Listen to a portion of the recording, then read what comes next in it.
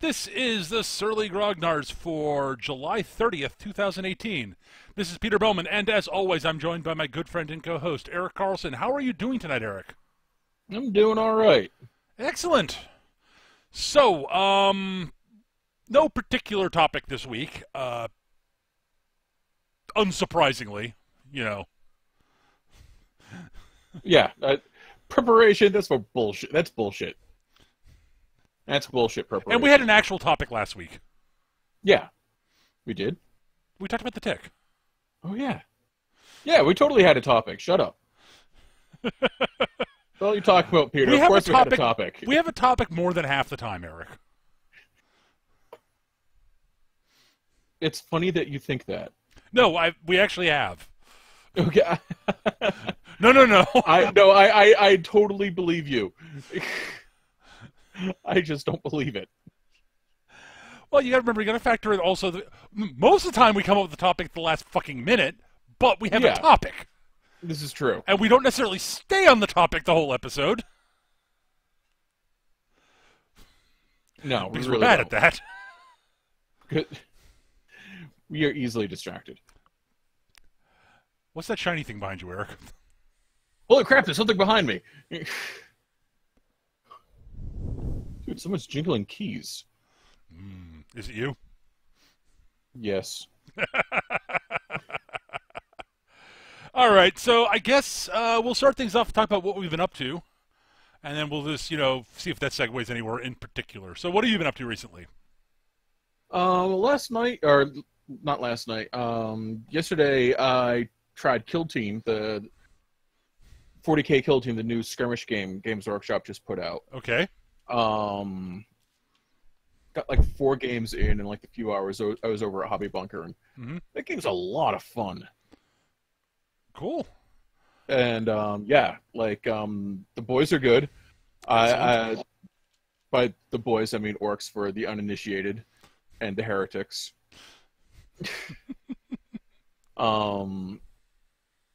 Yeah, I had a lot of fun. The fact that I could take all the Burnas was pretty awesome. Neat. For those who don't know, that's an orc with a welding torch with a valve on it, so he can turn it into a flamethrower if he wants. Because orcs are awesome. Excellent.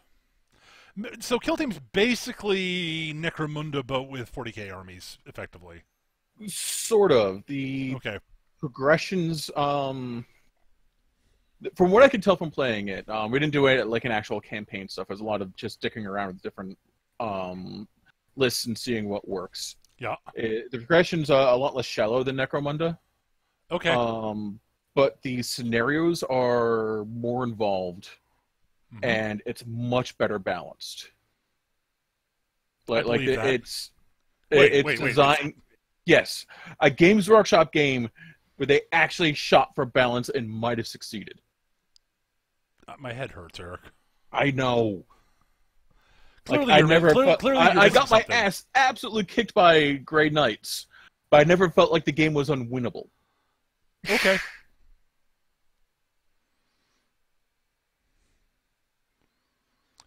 The last time the other games I played were actually close. So cool. Yeah, that sounds like my early games of War Machine. Yes.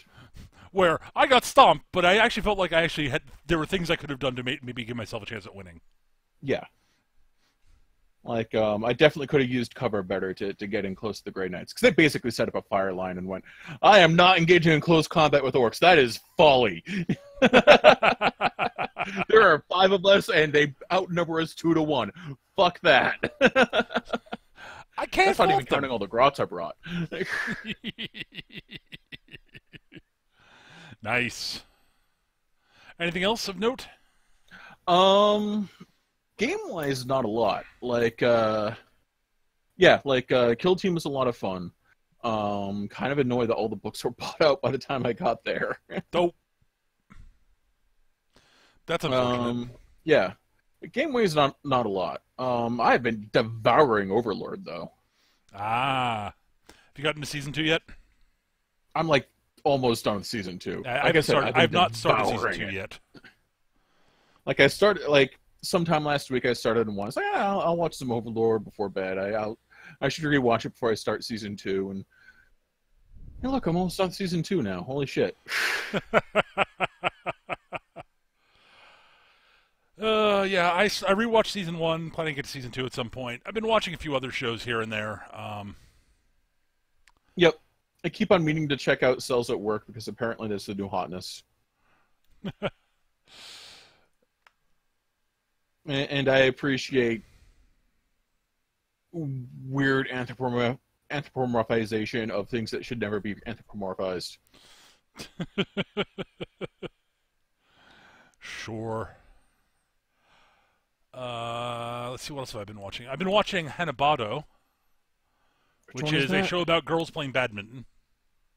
Oh, that one. Yeah, yeah. Which is very well animated. Yes, I've seen the trailer. It's very pretty. It understands jiggle physics. That's not it. That's not the only thing it gets. Like, no, when I say it understands jiggle physics, I don't just mean the tits. I mean, like, the way the muscles, like, flex and bounce when people move and jerk around and stuff. Yeah, it's very well animated, especially that scene in particular that's in the trailer, which is the opening to the series, is stunning, honestly. Yeah. The rest of the show isn't quite that good, but it's still good, animation-wise. And the story is solid so far. It's 5 episodes. Okay. So there are 2 characters in the opening. They're playing badminton. There's a tall girl with spiky hair and a short moe blob who's naturally talented, basically. And the tall girl is you're a classic hard worker, Right. Although she also has certain natural gifts because she's very tall, which does give her advantage, and she's physically very strong. Okay. So it's the classic talent versus skill. That was what I thought the show was really going to be. So it turns out that the spiky girl is not the only protagonist of the show. Okay. Natural talent Moe Blob is actually the co-protagonist. She has to go to the same high school. Because everything is in high school. Well, they're high school girls. I mean, whatever, right. Fine. But yeah, you're right. Dear God, she is. I find the tall, spiky-haired girl much more interesting. And unfortunately, the past couple episodes have been entirely about the Moe Blob. That's a shame. Yeah, I like me some Moe Blobs as long as they're more than just Moe Blobs. They're starting to add some personality to her. Okay. The rivals they've introduced to her are horrible, horrible people. Okay. Also, it turns out that her mom is, oh my god, what a colossal bitch. Ah, gotcha. Oh my god. And are you doing the whole "I will live out my my fantasies through my child" type of deal? No. Okay. No, her mom is one of the greatest female badminton players in Japan, the history of Japan. Ah, you must live up to the family name kind of dealio. Sorta, but the Moe Blob loves badminton. She did until she lost the match because one of her rivals is horrible. And then her mom left and went to train someone else.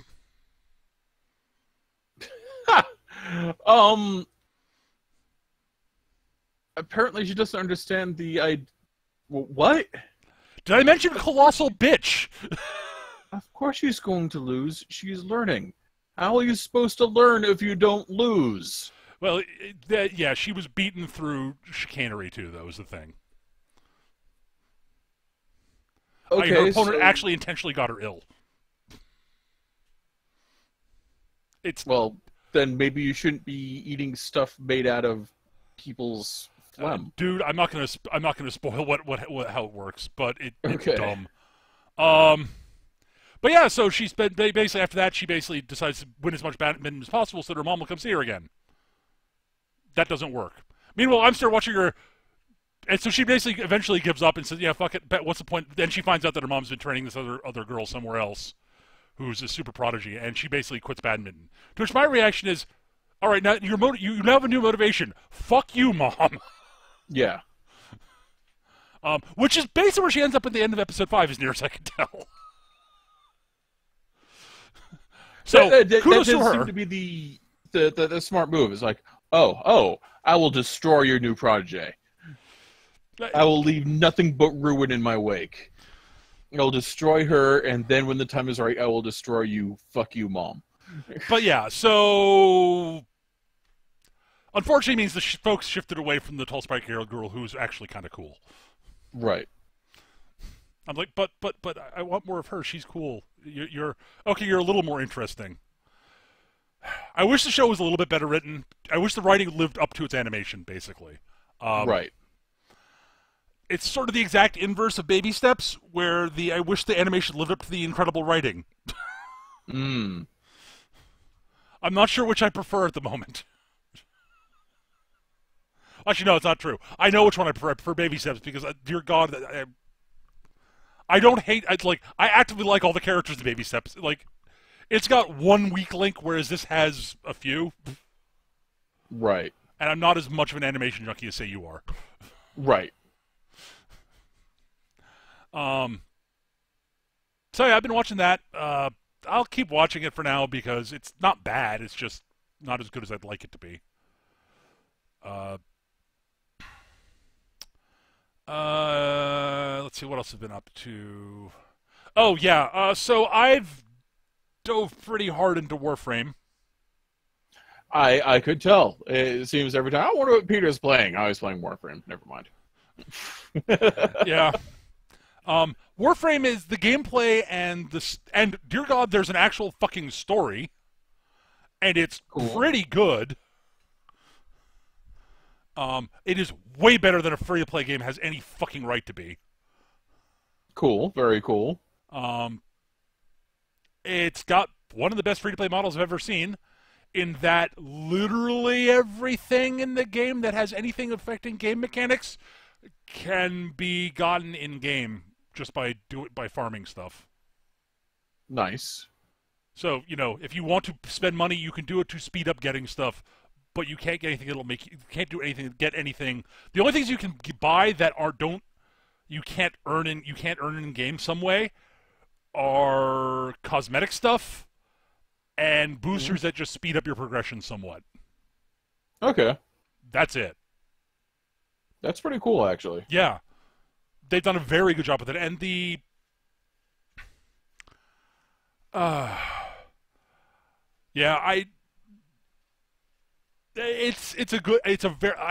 I'm also not a big fan of the design aesthetic as you are. You dislike it more than I do. Yeah, I really dislike the design aesthetic for Warframe. Like it's not my bag. I understand other people like it, and I hope they understand that they're wrong. No, we were talking about this the other day, and we both agree completely that we dig the fact that the devs have a design aesthetic, they know it's divisive, and they don't care. Yeah, no, I got nothing but respect for the devs and the designers, because they're like, yeah, I know this isn't like all that this isn't popular amongst a significant portion, but it's my vision, so fuck you, dig it or not. Yep. And I got nothing but respect for that. So that's awesome. It's just unfortunate that you can't say it's the way just it unfortunate looks. I fall on the opposite side of their design aesthetic. But yeah, I'm enjoying the gameplay. It's a good looter shooter. That's what it is at its core. Right. Cooperative multiplayer, run around, shoot shit, get loot, repeat, wash, rinse, repeat. I mean, right. Yeah, so it's a little bit Borderlands, a little bit Destiny, and actually good. Also free. Yes. That is important. I had a lot of fun with Borderlands. I should play Borderlands and Borderlands 2 again. I will say I like this better than Borderlands. Okay. Part of it is Borderlands jumping is very floaty, and not in the way that is satisfying. This feels like it's a better shooter than Borderlands is to me. Cool. I can respect that. I but will Borderlands also say I like Borderlands. I will also say I think the story in Borderlands 1 and 2 might be better than this one's. Yeah, Jack is kind of awesome. Borderlands 1, not so Not so much. much. No, not so much at I all. will also say the best story in anything involving Borderlands is the Telltale game by like a noticeable margin. Yes. But it also has a lot of Jack, and Jack is fucking awesome. Tales from the Borderlands is fantastic. Yes. But yeah, I'm digging it. It's good. It's a game that if the design aesthetic of the frames doesn't turn you off completely, I would say try it. At worst, it's free. Yeah. That's the only reason I haven't tried it is the design aesthetic. Design aesthetic just Completely turns you off. I get it. Totally. It is not my bag. Which is a shame because there was a lot about the sort of context, a lot of stuff I think you would dig. Like there's a warframe that literally eats its foes. See, that's awesome.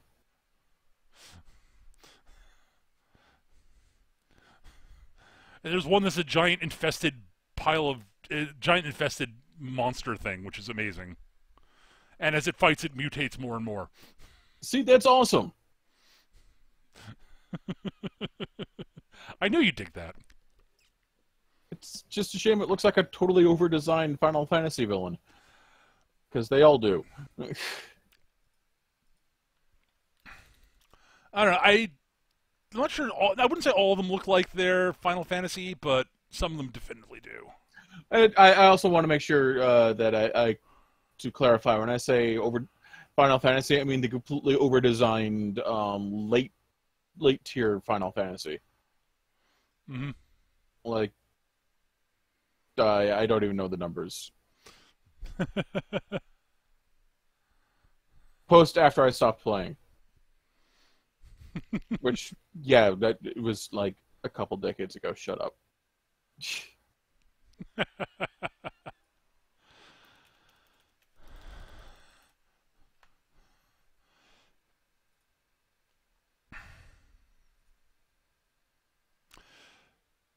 Yeah. Yeah, I am really digging Overlord, is what I'm saying. Excellent. Cool. Like, I just finished off a story arc that I'm not going to give away, but involves lizard men. I've heard about it. I don't know where it goes. Yeah. And the most just...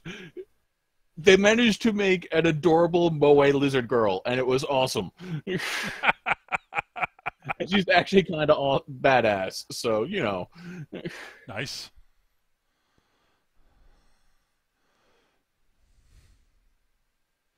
But yeah, let's see, what else have I been doing? Got to try out for a session, and I'm going to get the second session of it on Friday. My usual Thursday crew, we're meeting a little bit off schedule for a couple of weeks because Right. one of us is traveling a lot, so Right. I got to try out Feng Shui 2, actually, Oh, nice. as a player. Nice. So I am playing the everyday hero. Classic. I got to walk into a church where a firefight was about to start and declare I didn't want any trouble. And then a dude then a triad goon with a shotgun shot at me, missed, and I threw a wrench at him. That's awesome. Almost took him out with the wrench. Congratulations, you just completely Jackie Chan'd it. Yes, I did. I did actually. I almost impaired him with the thrown wrench. I rolled very well. Yeah. Also, my character is as I described it, is played by Sammo Hung. Nice. Because Sammo Hung is awesome. Yes. Yeah, I got to do a whole bunch of stuff, and I just did the whole. I'm using random implements, random things in the area as weapons because that's what the everyman hero does. I will say, it plays basically like Feng Shui 1. There are a few minor differences, but they're very minor. Also, I'm not sure I'm sold yet on the advancement system, which seems to be somewhat random. Mm. In that it's random whether you get an advancement or not. Yeah, yeah. But you roll for the group. Okay. So either everybody gets one or nobody gets an advancement. I'm more inclined to go with everybody gets one just at certain points. Yeah. It's designed to be very sort of just like beer and pretzels, just go type thing. Right. Uh, there's very little design decisions in making your character. You pick your archetype and you're basically done. You pick your archetype, you choose your name, your dramatic hook, your melodramatic hook, and your quote, and maybe come with a quick background, and you're done. If your GM allows, you could possibly swap a skill or two, or change what weapons you start with. Right. But that's it, basically. I mean, you can make swaps of various things if you want to, but at default, that's it. There's no like choose what skills you have, what sticks you get. It's here's your character sheet. Go with it. If your GM will allow it, you theoretically can make some swaps, which I did. I made one swap. Cool. Because my character's supposed to be because my background, my character's supposed to be an auto mechanic, and I didn't have the fix it skill. So, but yeah, it's a solid game. It's fun. I mean, it's feng shui. I mean,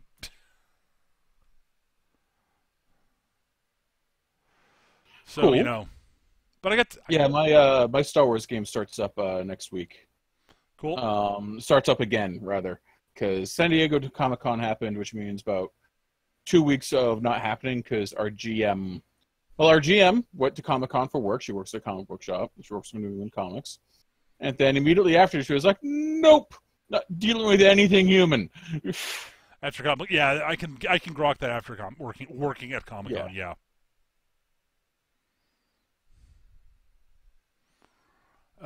Boy. So yeah, we start again tomorrow. I think we're actually going to get out of Shitlandia where we were. Mm-hmm. Largely because we stole our hyperdrive back. Yay! Yoink. And we're probably going to kill the crime lord that's been keeping us there. What? No, you would never do that. Yeah. Probably going to kill him. Assuming he's not an AI. Which is one of the theories we have going around, because, like, nobody has a consistent description of what the guy looks like other than he's big. Uh-huh. And people who claim to have met, a lot of the people we've talked to that have claimed to have met him clearly have not and are lying. So he's clearly a fully sentient, hyper-intelligent, cybernetic rancor. Not outside the realm of possibility. Honestly, if I was running the game, that would be about a 60% chance. Yeah. That's why I suggested it. Because I knew you'd dig that. I mean, there would be about a maybe 2% chance that's a thing in a game I ran, but, Right. It is not impossible, but very unlikely. Completely over the top and ridiculous? Yes, please. I wouldn't do that in a Star Wars game. There are games where I would totally do that. Oh, absolutely. That sounds like a Feng Shui villain right there. I would possibly do that in a superhero game, honestly. Yeah, absolutely. That would work really well in a superhero game. But not that's because Rancor, but like, yeah. Well, not a Rancor. It'd be like a T-Rex or something instead. Yeah. Wouldn't even have to be like cybernetically enhanced. Although I could totally imagine him having like little like robot armatures operated by his little T-Rex hands or like giant robot fists. Yeah, like cybernetic robot arms that are much longer that uses powers like Waldo's with his little T-Rex arms. Yes. That'd be great. See, there's a character right there. Yeah. Hell, I'm going to play that character. You would definitely have the disadvantage inconvenient size. Yes. Hyper-intelligent Tyrannosaur scientist for a superhero. Waldo arms, so he operates with little hands, a little translator thing around his neck, so people understand him when he sub-vocalizes. I mean, this is such a great idea. well, I mean, you're basically playing a giant version of Dr. Dinosaur. Yes. I wouldn't play him like Dr. Dinosaur. Well, no, because, So he did that for a character. Yes, you did. Oh, Dr. Dinosaur. If you guys haven't read Atomic Robo, go do it. Dr. Dinosaur is amazing. Atomic Robo is amazing. That whole series is great. It is. The phrase, why do we even have a square cubed law, comes up multiple times. Yes. Why do we even have a square cube law? As Robo is fighting a giant ant. Like right Happens out of again when he ends up fighting a kaiju also. I'm not surprised. Like, my level of surprise is non-existent. God. Oh, Dr. Dinosaur. But yeah, let's see. What else has been going on? Nothing really of note. Yeah, I've got some hunting for a new roommate that's made zero progress despite the amount of time it's taken, which is about how the early stages of this go, largely as we try to organize our roommates into figuring out what the hell's going on. Uh-huh. So...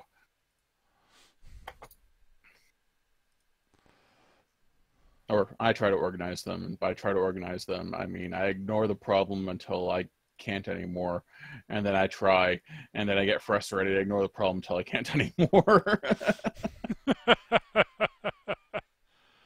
Oh, God. All right, let's see. What else have we been up to? What else has been going on? But yeah, I'm still in sort of that creative rut that I've been in for a while. I've not really had anything I want to write for a game yet. Part of me actually wants the GM. I want to GM, but I just don't have anything I want to write right now. Like, I stare at oh, I should do something for got nothing. Well, there's no shame in running a module. Yeah, true. Oh, there's a little bit of shame, but I mean, for me especially, right. I mean, although I have run modules in the past, though usually they involve a fair bit of adaptation. As you do. I technically actually used a module for the Star Wars game. Yeah. Did you? Huh. Yeah. The whole thing with the B-wing thing. That's an old module for the West End Game Star Wars game campaign. Huh. I'm trying to remember the B-wing thing. Was this the Feng Shui Star Wars game? Yeah. Where you went to the asteroid. Right. We have to. Right. Okay, I remember now. With soon to be Admiral Akbar and the B-wing prototypes. Yes, I remember now. I ended up flying one and complaining a great deal about how the cockpit's designed for not Trandoshans. Yes. Why is everything so fiddly?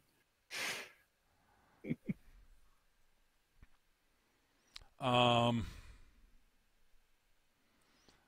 I used the module for that, but that was the only one I used the module for in the Star Wars game.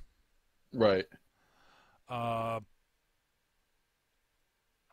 I used a couple of modules. I've used modules here and there in the D&D 4th Ed campaigns I've run. Yep.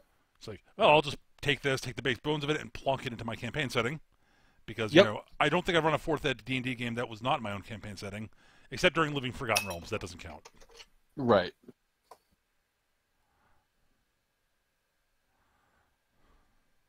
Yeah, speaking of Dungeons & Dragons, I've been, poking around at it recently, and, I didn't think I'd like them so much, but the more I learn about Warforged, the more I kind of want to play one. Warforged are awesome, man. Yeah. I want to be a magic warbot. Mm-hmm. I'm surprised it took you that long to sort of zen with them. Well, I think part of it was something about the whole Eberron campaign just came across as initially sour to me. Interesting. And I can't really explain why. I think it's partially because it just came in at a point in 3.5, I was generally sour on D&D in general. Mm-hmm. And it was the new hotness, and I was just like, Well, it was, it was also, it was a Magic Tech setting when you already had Iron Kingdoms, despite that they're very different. I was already eating Iron Kingdoms alive, right? So, I mean, but the big Iron difference Kingdoms is that doesn't Iron Kingdoms have is definitely more on skyships. the steampunk side, whereas everyone's very much Magic Punk. Yes, they've got skyships. They do. That run in magic. Yes. No, everyone's an interesting setting, honestly. I'm not sure I've ever Yeah. run it, but it's definitely an interesting setting. Skyships. I mean, I'll definitely use some of the races from it because I adore the Warforged. There's something to be said about like magic war golems. Well, of course they're magic. They're a war golem, but you know what I mean. Yep. Like I just have images of playing Calibretto from Battle Chasers. You could also run them sort of being kind of like Dorful from the City Watch stuff from Pratchett. Yep. Oh, absolutely.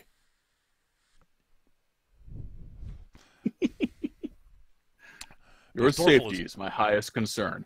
Punch. Dorful is great. All the golems in Discworld are great.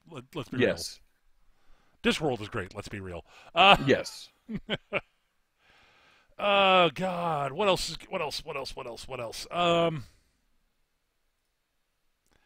But yeah, I know I'm not a big.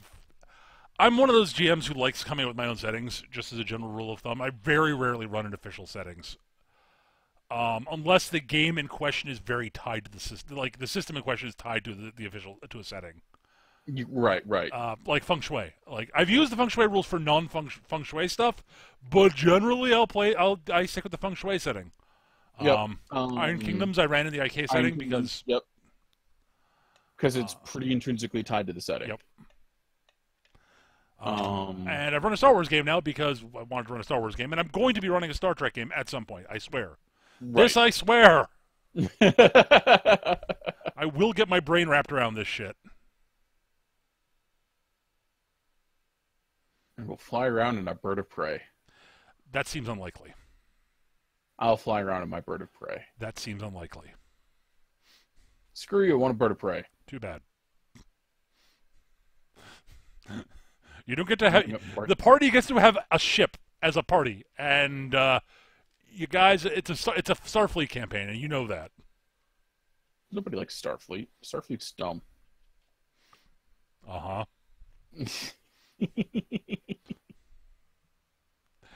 But I'm just not at the point where I'm ready to run something in it yet. Fair enough. Let's see. So, Warframe. Any other shows you've been watching? Let me see here. Watching the fuck out of Overlord. Yeah, you mentioned that. Like I said, just like totally ate all my attention. Hinamatori? Is that the name of that? The one yes. Yes. Watched a few episodes of that. That show's freaking hilarious. Oh my god, Hinamatori's great, isn't it? Just the expressions on people's faces. Yes! It's so good. And the complete absurdity of like this, like one of the side characters is just a really sweet, very straight-laced, do things by the book middle schooler somehow gets roped into being the late night bartender for a Yakuza bar, and it's hilarious. It's so good. And it turns out she is a prodigy at mixing drinks. Yes, she is a certified mixologist despite being like 12. And her teacher shows up and refuses to acknowledge that it's her student. It's his student. He's like, nope. That's not my student. That's just someone that looks a lot like one of my students, despite having the same name. Because no 12-year-old can mix a fucking Manhattan like that. Hinamatori's great. I really dig that show. I also really enjoyed the whole bit with the super psychic assassin from another dimension, ending up like hanging out with the homeless because she's got like jack all to do to feed herself. Yep. Developing this like real obsession and like complete misunderstanding as to the value of money to the point where it's like, yeah, I totally made like 600 yen last week. That's a lot. Which, as I understand it, is fucking jack all. Well, for someone who is living on the streets. Yeah. Like the whole like her living with the homeless people is just kind of awesome. It's really well done, honestly. Yeah. Although those guys are living large for homeless people, as I understand it. Like seriously, they've got their own shacks and everything. I don't know, maybe it's different in Japan. I have no idea. But yeah, it's a good show. It's very funny. It's very sweet at times. Yep. It's gorgeously animated. Yes. And shit. Just the there's a bit where the title character Hina tries to like clean up her guardian. This Yakuza, she more or less browbeats into taking care of her. Tries to clean up his apartment to be nice because she's a bit of a brat and she realizes this and ends up finding the treats that he keeps hidden to as a reward for her, but they've all gone bad. So she gives herself food poisoning, which makes her powers go out of sync because she's psychic, and like wrecks all his collector's vases. Mm-hmm. And it's just hilarious. Yeah. So I've watched all that's available of the. Also watched all that's available of the new Legend of Galactic Heroes. Din Nue Tese. It's good. It was very short. It was only 12 episodes. Right. I'm hoping they do more because, well, for starters, I've watched the original, so I know there's more. Right. Yeah, I got to get started on that before it becomes like another like 300 episode anime. Like, I'm glad I got in on ground floor for My Hero Academia because yes, I would not be keeping up with that otherwise. Oh God, that show is really good, but I'm really glad I got in on the ground floor. Yeah, we are still enjoying that one.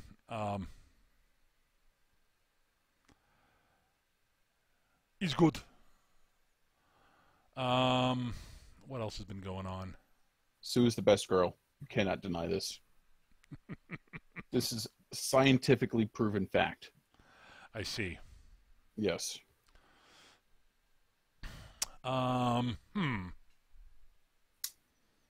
What else?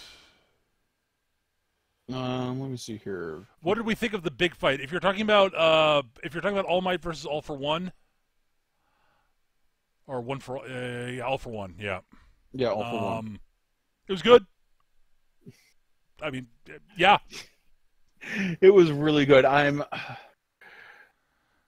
All for One's tactics are limited. I think that's his big weakness. Like, he has so much power at his disposal, but he's so limited in how he uses them.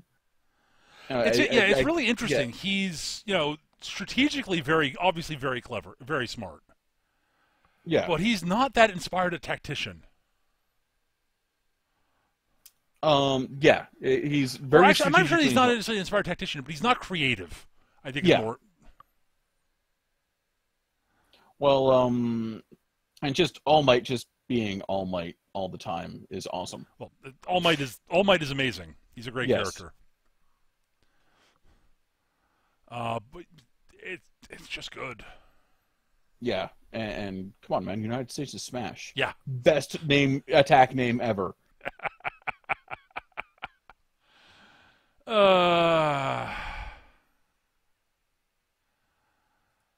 Yeah, I mean, oh wow.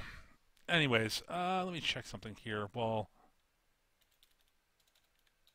but yeah, that the big part about that fight is how they managed to, despite the fact that All for One barely has a an actual presence beyond like his machinations. The degree of emotional weight they managed to cram in there in that fight is really impressive.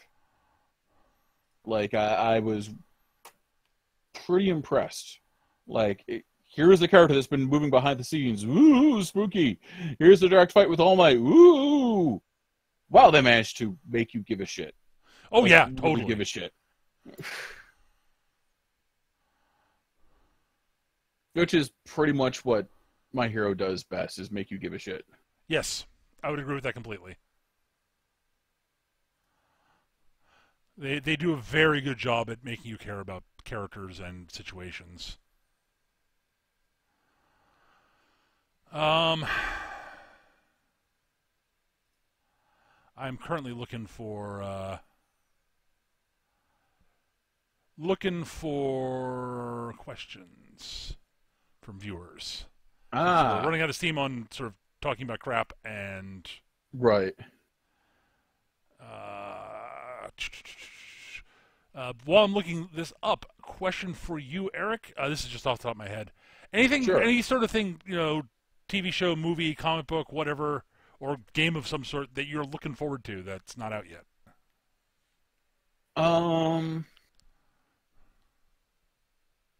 There's the new season of Voltron, because I've been loving the hell out of Voltron. Cool. There is the 40K RPG, the new 40K RPG coming out. Wrath and Glory, which I am looking forward to. It might actually already be out, but I'm not sure. Mm-hmm. Mainly because as much as I enjoyed Fantasy Flight's way of handling 40K, I do not enjoy percentile-based systems. Yeah. And that was all percentile-based system. This one uses a dice pool, and that's so much better. Plus, I get to be a fucking orc. Fuck you, I'm being an orc.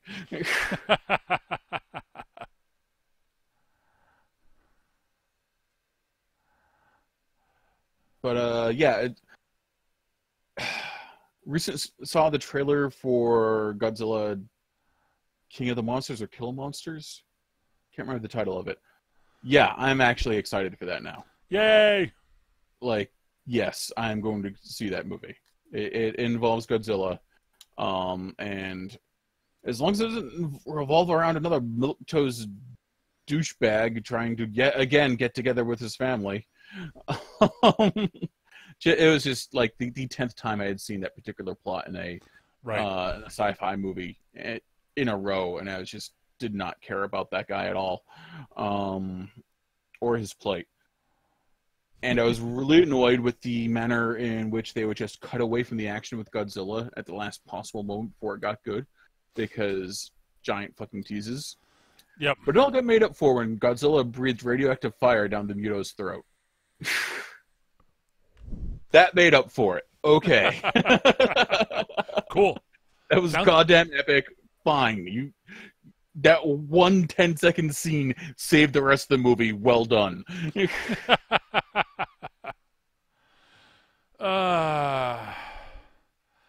Yeah, I'm sort of looking forward to that. It looks good. It looks interesting. I'm not really keeping track of what's coming out right now for some reason. I've just been lazy about it. Yeah. I'm sort of in the same boat. Like, part of it is just there's just so much shit that is on the docket and has been for ages. Yep. That new stuff getting added is just... I'm already buried in good shit I need to check out. Yeah. I know that next year, I think it's next year is Amazon will have the new season, the second season of The Tick. I'm looking forward to that. But that's awesome. not till next year. But yes, I'm looking forward to that because, dear God, I love season 1. I'm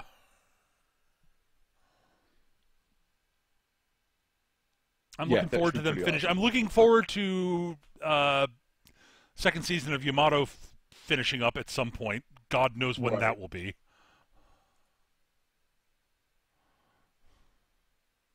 Because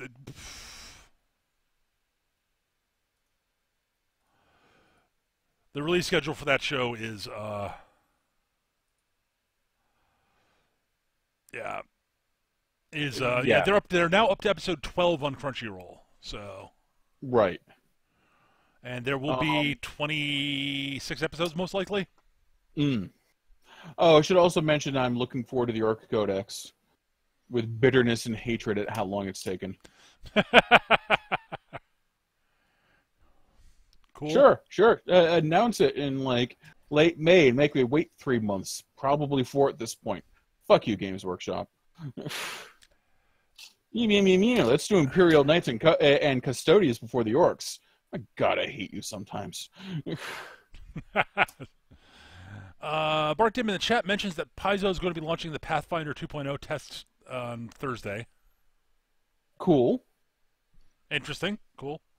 I may take a look at it. I don't know. Yeah. The one time I played Pathfinder, I enjoyed it. It was 3.5 with a lot of the bullshit ironed out, honestly. No, that was my impression from glancing over it. I didn't really get to play. The campaign that we were going to do ended up not happening. The guy was going to be running ended up not having as much free time as he thought he was going to. As you do. Mm-hmm. Some point I'd like to try out Starfinder. Mm-hmm. Simply because giant space lizards in Space Skaven. Cool. And I've got a bit of a fondness for that kind of like bonkers techno fantasy in space. Sure. I would never have guessed that, Eric. Yeah, I mean, one of my favorite movies is Guardians of the Galaxy, so.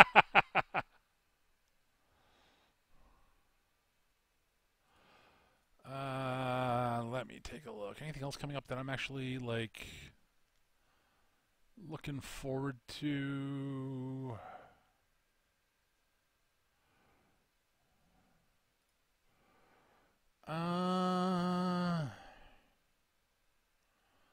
Can't think of anything off the top of my head, which is sort of, Briefly about like Disney acquiring Fox, and yay, Marvel has Fantastic Four back again. Marvel has X-Men back again. Cool. But I am leery of that kind of corporate control. Yeah, that kind of corporate consolidation. Really leery of it. I am not a happy man in that regard. Yeah. Especially given recent events involving James Gunn and Disney's cowardness involving it.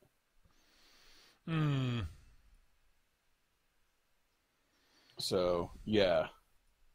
I am leery. Yeah, I'm. But at the same time, lunatic fan backlash against established properties is going to drive out all the talent anyway. So,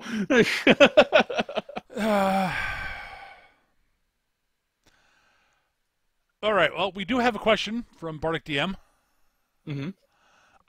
His question is: we got a couple of questions. This one's one I noticed quickly. Do you think the classic Metroidvania system of unlocking hidden content of previous areas through things discovered as the party progresses could be used in a tabletop campaign? All right, yes. So you know what how Metroidvania games work, right, Eric? Vaguely. Well, I know how Metroid works. Right, so you basically you go through areas, you get stuff, you go to a new area, you get something that allows you to go back to the previous area to get something else there. Yep. Could this be used in a tabletop campaign? Of course. Oh, absolutely. Particularly, I instantly think of like Temple of Elemental Evil, or exploring some like lost Space Hulk or space station. Yeah, it works brilliantly for your classic dungeon crawl. Honestly. Yeah, it's great for a dungeon crawl. And as we've said before, dungeons does not mean have to be a dungeon underground. Right. It could be a space station. It could be a forest. It could be a city block, honestly. Mm-hmm. Just some way to constrain the player's movements. And totally, that sort of Metroidvania, explore forward to, explore an area to find something, you have to go back to an earlier area to get something to move to a different area. That totally jives with dungeon crawls. I mean, I would be shocked if that was not a thing in some of the classic dungeon crawl modules that I've not played. Yeah. But Pretty sure outside of a it was a dungeon, thing in Temple of Elemental Evil, but I'm not sure. Terrain fan, this dungeon was designed by the Umbrella Corporation. I mean, yeah. I mean, Yeah, yeah. Oh, you found the red gem. Now you got to stick that on the statue in the particular order to unlock the safe, so you can get the keys, so you can go back downstairs. mm-hmm. Fucking Umbrella Corporation. Fucking classic Resident Evil in general. Like, I loved 1 and 2, but I don't think I have the patience for that kind of backtracking and puzzle solving all over again. At least not in my old age.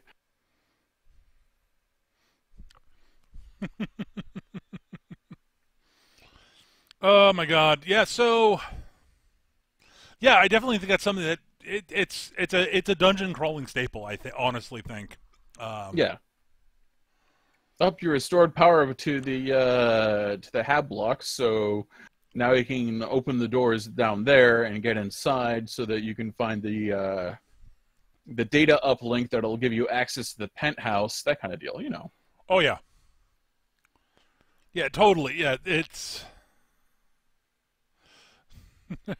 Barty Mass, no Resident Evil 2 reboot for you?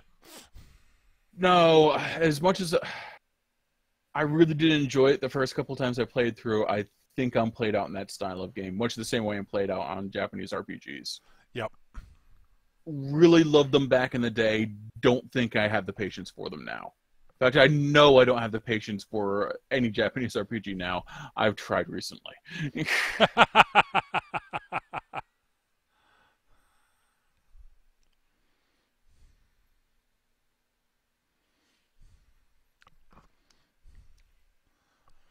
I mean, you could even have it sort of be even more like, even more, sort of more distracted, where, you explore a dungeon, you find, you can't get past certain points, you go to another dungeon where you find, like, you find stuff that, will unlock stuff in that dungeon, which will unlock stuff in another dungeon, etc., jumping, all sorts of dungeons and temples and, side quests to get stuff to get into other dungeons. Yeah, I mean, that sort of thing. Hell, it works really well for a it can even be adapted for like a more political or a social game. Absolutely. As you find out more information about this one person, you can go back to them, and each person is like could be adapted. It could be seen as a different room in the dungeon. Oh yeah, totally. Or, as Darth Andrea mentions, go to a dungeon to find the doors to the treasure room. Realize there's 5 keys that are actually statues. Then to be inserted to the door, backtrack to the beginning to look for them all, if they're all there. Like, so, for instance, one of them could have been nicked by somebody. You'll have to track down the thief who stole it. And you'll find that he fenced it, and the fence has sold it to someone else. You have to recover it from them. Who stole it? It's like, God damn it, how dare you loot this tomb before we've had a chance? Right, exactly. We didn't even do it properly. So, yeah, but you have that whole chain from there. You're okay. Well, he sold it to this guy, who sold it to this guy. It was stolen by a thief. It was then stolen by somebody from this guy, who sold it to a fence, who sold it to this guy, to this noble. Now it's possession of this archmage, who's going to use it in some ritual to summon something much bigger than his head. So you have to stop that, so you can get the fucking thing, so you can actually use it to open the treasure room, so you can get your loot. Yeah, just finding the fucking, like, 5th statue is an entire adventure in and of itself. Exactly. I would never do that, Eric. I think you have done that to me, and recently even. I have no idea what you're talking about, Eric.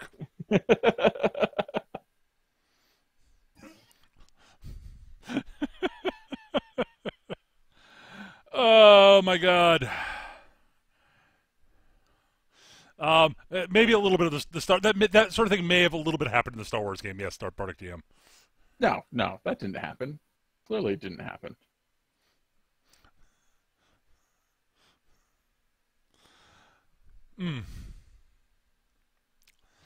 All right. Thank you, Bardic DM, for that question. It was a good one.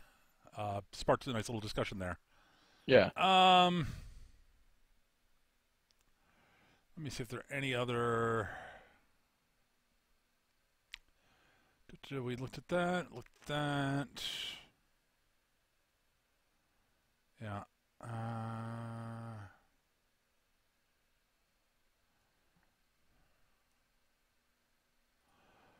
Just making sure we.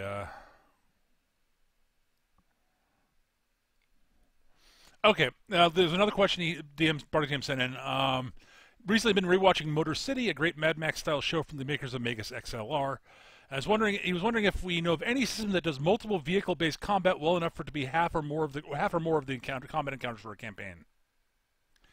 So, what kind of campaign would you like to do with a more advanced wasteland setting?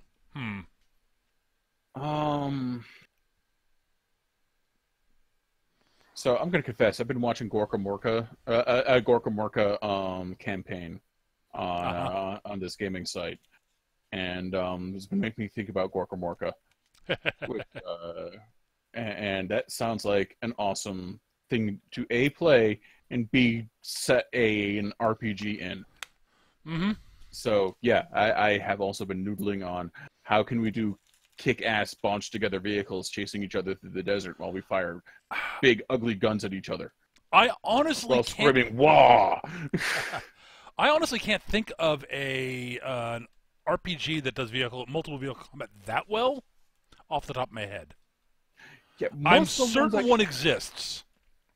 Most of the ones I've played, it is either thoroughly abstracted or really fiddly.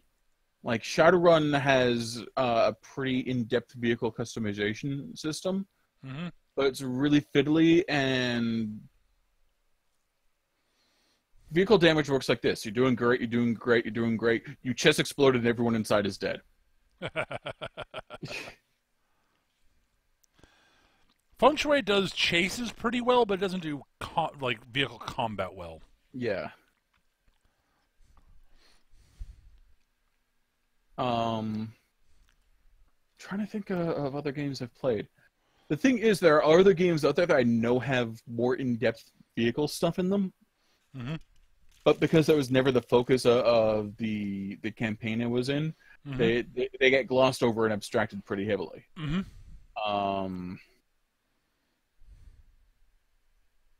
Yeah.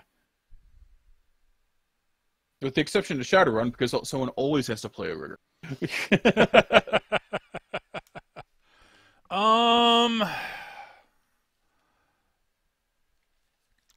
Oh, I played a rigger once. It was fun. I had a cab.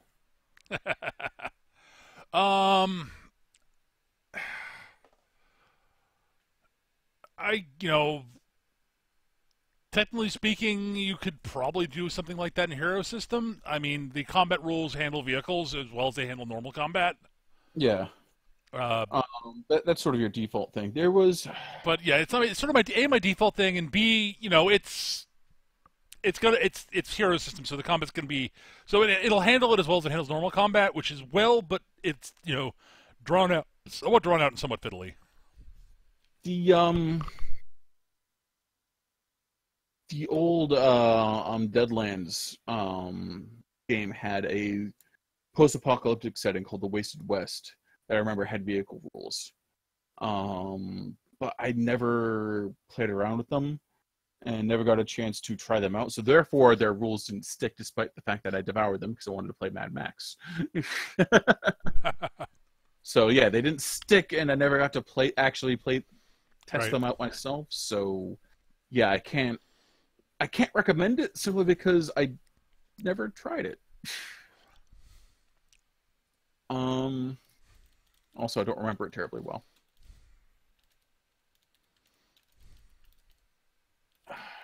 It's got to be something. It's sort of like mecha fighting. Like, there's stuff out there, but the two best systems that have mech combat in them that I'm aware of are Heavy Gear and BattleTech, and Mech Warrior, both of which have their own actual mech combat rules for a tabletop mech combat game. Heavy Gear is a game world I'd really love to play in at some point. Also, I would totally be piloting a Heavy Gear, because of course I would. You can't keep me out of the giant robot. I'm not Shinji.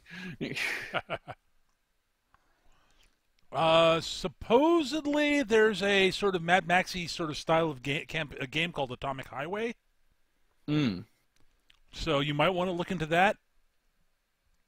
There's I don't know much about it. It's an indie game. I know it's an indie game. I've seen it on game store shelves, but I don't remember. There's also an indie sort of tabletop board game called Gaslands. Mm-hmm. They don't actually make miniatures for it. The idea is you buy some Hot Wheels and you Mad Maxify the fuck out of them, which is just an awesome idea. I just haven't gotten around to actually picking it up.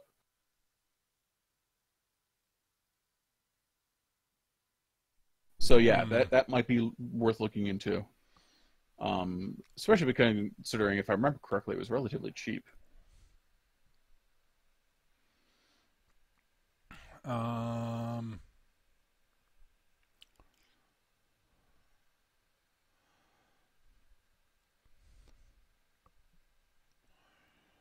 yeah, I would imagine most of the sort of generic / universal systems would probably handle it reasonably well. So you can look GURPS into has a supplement for it because GURPS has a supplement for everything. Yep. You can also look into Savage World. That'll be more abstracted than GURPS or Hero, because Savage World is more abstracted than GURPS or Hero. So yep, that might work. I don't know. But those are the best things I can come up with off the top of my head. But sort of a sort of Mad Maxy or Advanced Wasteland type campaign, those can be a lot of fun. Oh, absolutely. I've run the newish, well, at this point not new, but the newish Gamma World. Most recent iteration of Gamma World. Yeah, that was fun. Yeah, Gamma World's fun. I've always liked the idea of Gamma World, but I've always been annoyed by how random character generation is. Like, I get an idea in my head as to what I want to play for a game, for a character, and then it gets completely derailed by dice. And I hate that. I've always hated that. I wanted to play a hyper-intelligent super mutant, and now I'm playing a swarm of sapient rats, which is awesome, but not what I had in mind. Yeah, if I was going to run Gamma World again, I would probably have some controls in there for dealing with the random character gen. Yeah. For a couple of reasons, I would probably suggest you players actually do roll the character, but then we adjust from there. Right.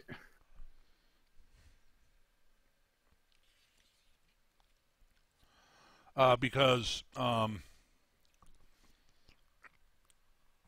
well, letting people play what they actually want to play is a thing. Mm-hmm. But also, it's you might actually be struck by what you randomly roll and go, that actually sounds a lot of fun. I think I do want to play that. Right. Also, from a purely mechanical standpoint, it's hard for me to argue. There's one of the character types that I think is clearly better than the other ones. It's just very unlikely to come up on the dice. Right.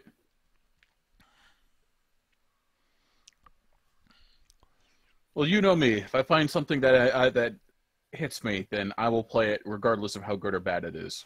Oh, sure. Although I might get really frustrated if it's too good or too bad. Which has happened in both cases. Uh-huh.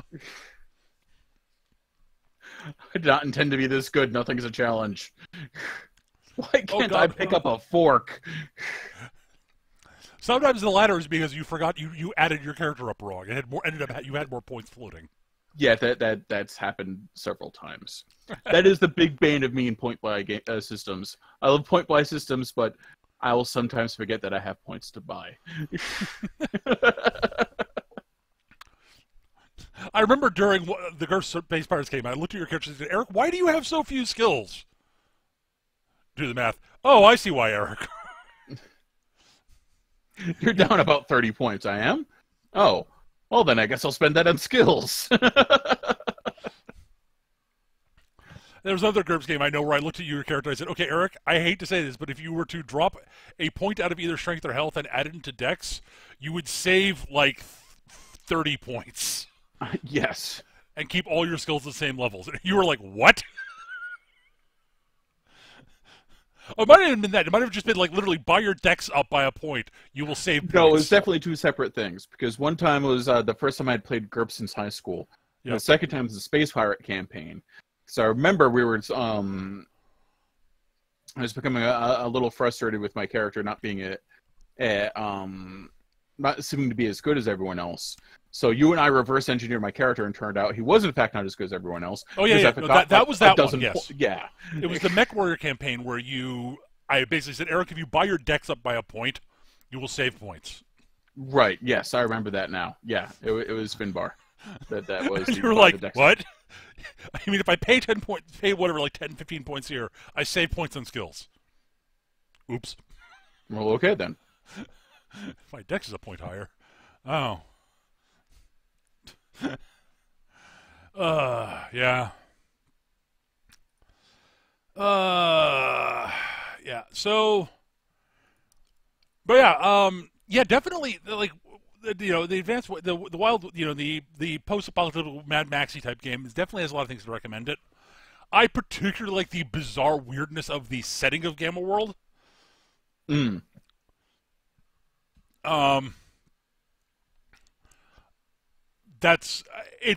got enough weird wackiness in it to make up for the fact that I'm not a huge post-apocalyptic fan in general. So if you add the weird sort of bizarreness to it, then I'm like, okay, now I'm beginning to zen with it. Right. Like, my post-apocalyptic stuff has to have something else beyond the post-apocalyptic. That's just for me, though. That's my personal thing, Yeah, that I totally grok that. I mean, I've been a disciple of the Church of Max since I was a little kid. So. Don't get me wrong. I like the I like the Mad Max movies. I just don't want to role play there. Right. Really want to do like a Gorka Morka like RPG campaign now. Like that just it sounds like so much fun. Like someone's the spanner, someone's the knob. Like tool around in our truck, looking for scrap, both the fight kind and the stuff you use to build stuff. Nice. Sounds like a lot of fun.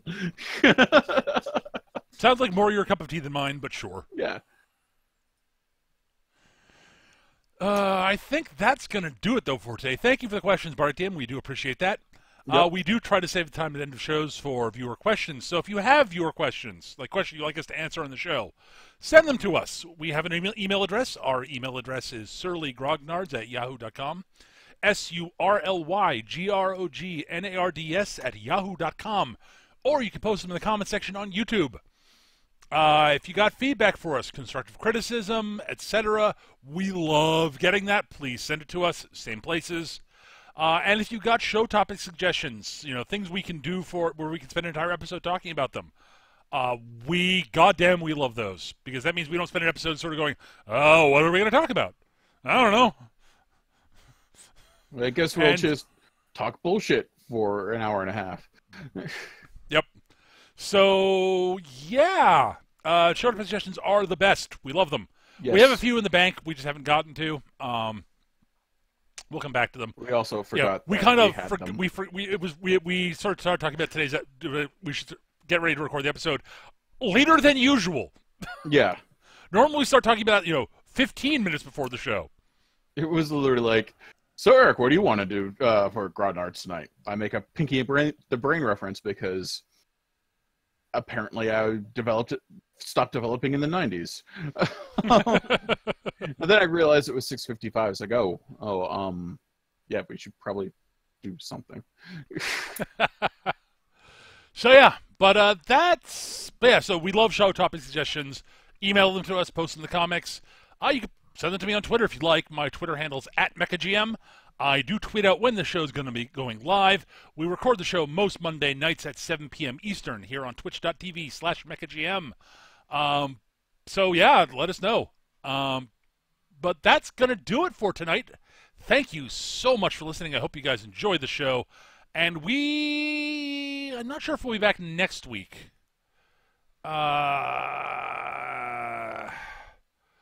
We might be finishing Steins Gate for 3-minute anime this weekend. I'm not sure.